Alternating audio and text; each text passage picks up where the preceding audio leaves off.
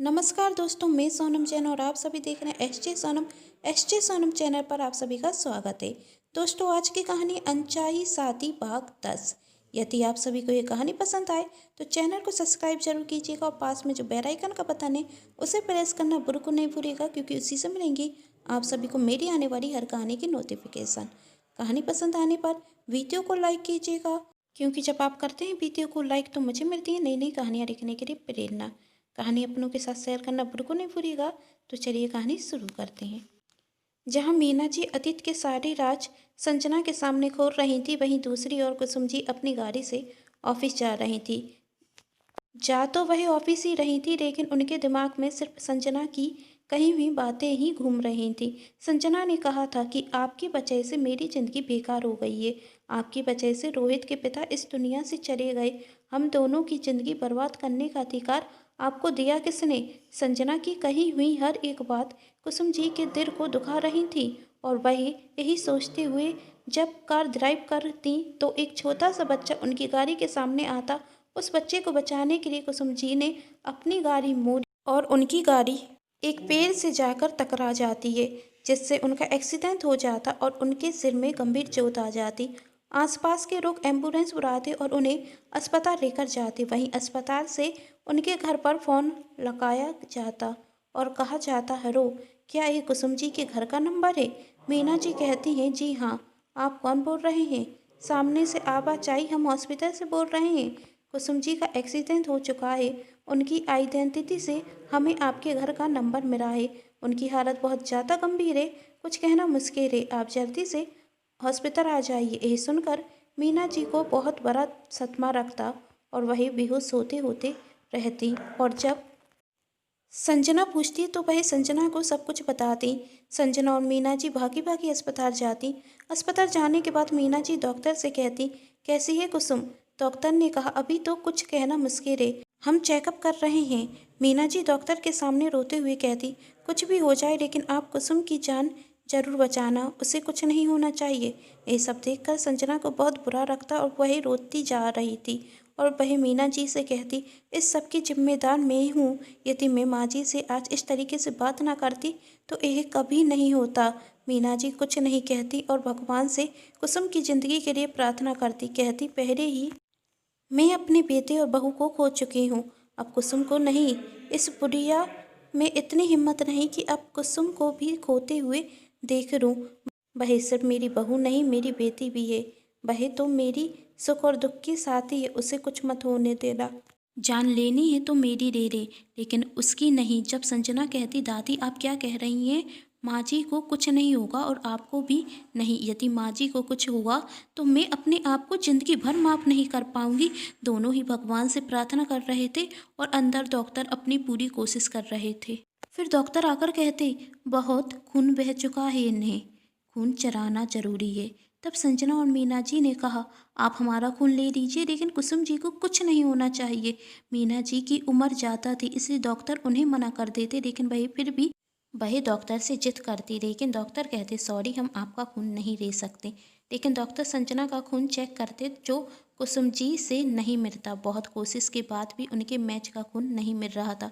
तभी वहाँ रोहित आता और कहता, माँ को खून मैं दूंगा। यह सुनकर मीना और संजना आश्चर्य में पड़ जाती। मीना जी ने कहा, क्या कहा तुमने? रोहित, यही दादी कि माँ को खून मैं दूंगा। मैं सब कुछ सुन चुका हूँ और माँ को मैं ही खून दूंगा। रोहित का खून जब कुसुम जी के खून से मैच किया जाता तो वही मैच हो जाता और थोड़ी देर में डॉक्टर कुसुम जी को खून चराते। खून चराने के बाद डॉक्टर कहते कि बस थोड़ी देर में कुसुम जी को होश आ जाएगा। यह सुनकर मीना जी और संजना के चेहरे पर खुशी की लहर आ जाती। और जब इस खबर का पता निधि को चलता तो वही भी अस्पताल आती और रोहित से कहती, पागल हो गए हो क्या तुमने इन्हें खून क्यों दिया? मरती थी तो मरने देना था ना, हमारे लिए तो अच्छा था। जीते जी तो तुम्हें कभी भी अपने पापा की प्रॉपर्टी इनसे मिलने वाली नहीं थी, मरने के बाद तो सारी प्रॉपर्टी तुम्हें मिल जाती ना। यह सुनकर रोहित अपने आपे से बाहर हो जाता और निधि से कहता, एक और शब्द मत कहना मेरी माँ के खिलाफ, वरना मुझसे बुरा कोई नहीं होगा। निधि ने कहा, तुम्हारी माँ? कल तक तो तुम इन्हें अपनी माँ कहना तक पसंद नहीं करते थे, तो आज ऐसा क्या हो गया कि तुम इन्हें माँ कहने लगे?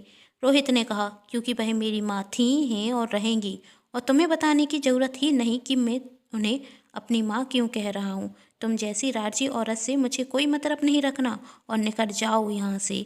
मैं तुम्हारी शक्ल तक देखना नहीं चाहता। तब निधि ने कहा, रोहित, मैं तुमसे प्यार करती हूँ। तब रोहित कहता, निधि, प्यार और तुम मुझसे करती हो? यदि सच में तुम मुझसे प्यार करती होती ना, तो मुझसे कभी किसी और से शादी करने के लिए नहीं कहती।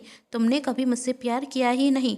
तुम्हें तो सिर्फ मेरे पापा की प्रॉपर्टी दिखी, जिसके लिए तुमने यह सब नाटक किया। और सच यह भी है कि मैं भी तुमसे प्यार नहीं करता, और तुम भी यह बात बहुत अच्छे से जानती हो। अब तुम यहाँ से जा सकती हो। निधि ने कहा, मुझे भी तुमसे कोई प्यार नहीं है कि मैं तुम्हारे आगे गिड़गिड़ाऊं। तुम जैसे बेवकूफ़ से तो मैं कभी शादी भी न करना ना चाहूँ। कहकर निधि वहाँ से चली जाती। थोड़ी देर में डॉक्टर आते और कहते, अब कुसुम जी बिल्कुल ठीक हैं, आप में से कोई एक उनसे मिल सकता है। ये सुनकर मीना जी उनसे मिलने के लिए जाने रखते। तभी रोहित कहता, रुकिए दादी, क्या मैं अपनी माँ से पहले मिल सकता हूँ?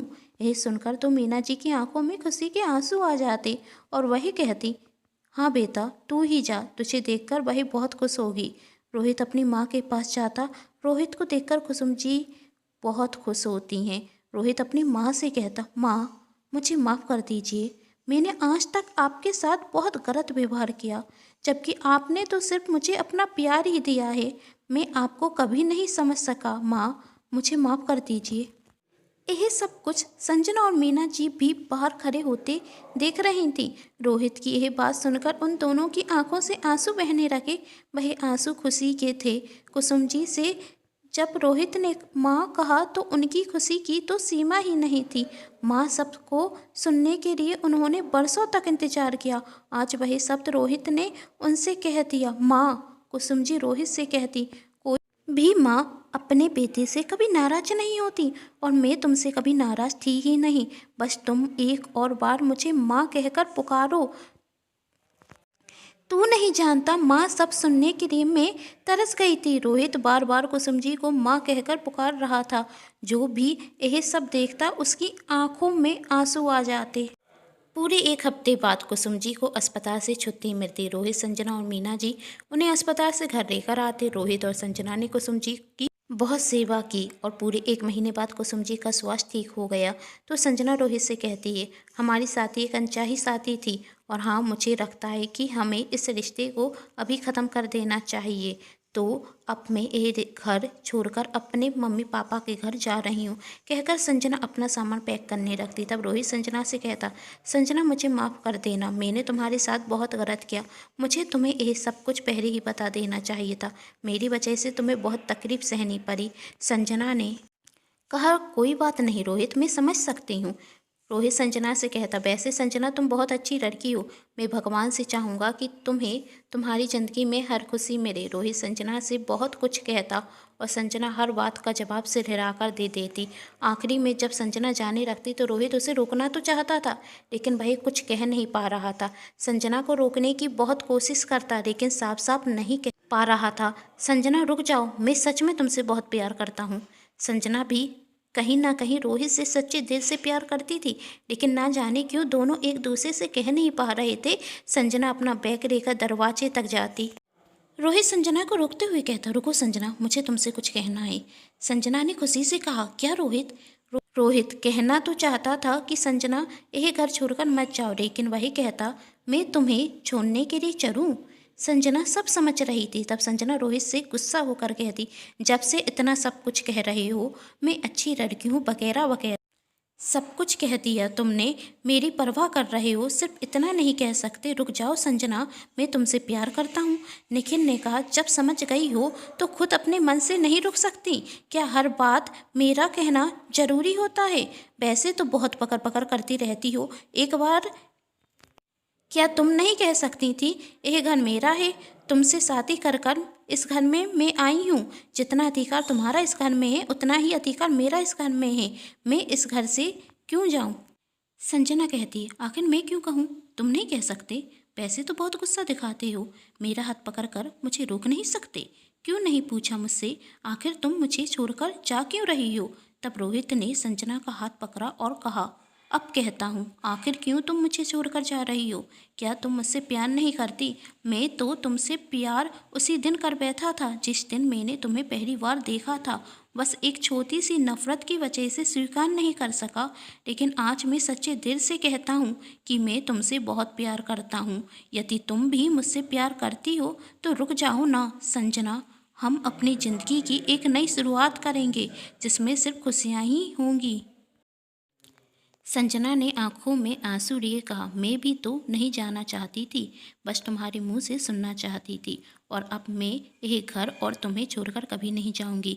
संजना उसी घर में रोहित के साथ और उसके परिवार के साथ खुशी खुशी रहती। बहुत दिनों बाद रोहित के घर में खुशियाँ आई थीं। यह सब देखकर मीना जी ने कुसुम जी से कहा, तूने सच कहा था, तेरे बेटे के लिए इससे परफेक्ट कोई पत्नी हो ही नहीं सकती थी। सच कहा है किसी ने, एक माँ से ज़्यादा अच्छा अपने बेटे को कोई नहीं जान सकता। इसी के साथ ये कहानी होती है ख़त्म। आप फिर मिलेंगे एक और नई कहानी के लिए। जब तक के लिए चैनल को कर लीजिएगा सब्सक्राइब, वीडियो को कर दीजिएगा like and share. Thanks for watching.